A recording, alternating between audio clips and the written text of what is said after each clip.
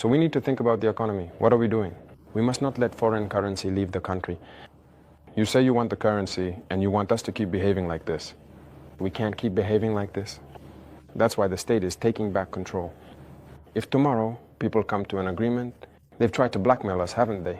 When we tried to tighten things up a bit at customs, some people told us that if we did that, there would be a rice shortage. I said, okay, go ahead and create a rice shortage. You'll see what we'll do. If tomorrow some people want to collude to create a rice shortage, then it's necessary for the state to take charge of rice imports. We're ready for anything. People need to change their mindset. Go easy, look out for your own interests, no matter how small, but also allow other Burkinabés to live and not to impoverish them. Mr. President, we saw you in Lumbila with the women farmers, supporting and assisting them.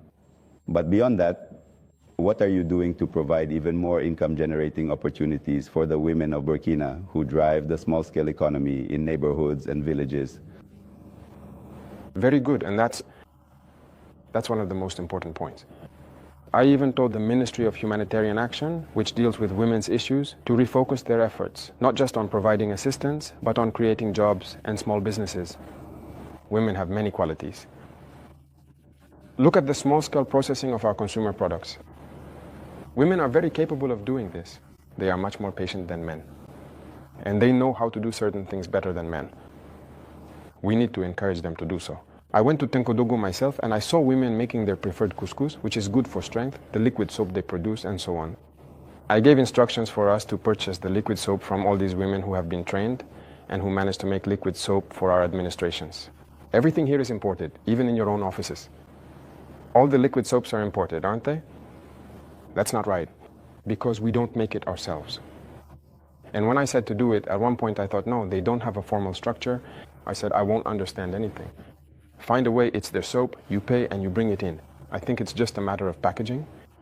Even if you bring it to my office in recycled jugs, like those used for drinking water, I'll use it. It's not a big deal. In the meantime, that's just how it is. If we want luxury, let's accept our realities, transform what we need and consume that. And we'll evolve gradually, step by step.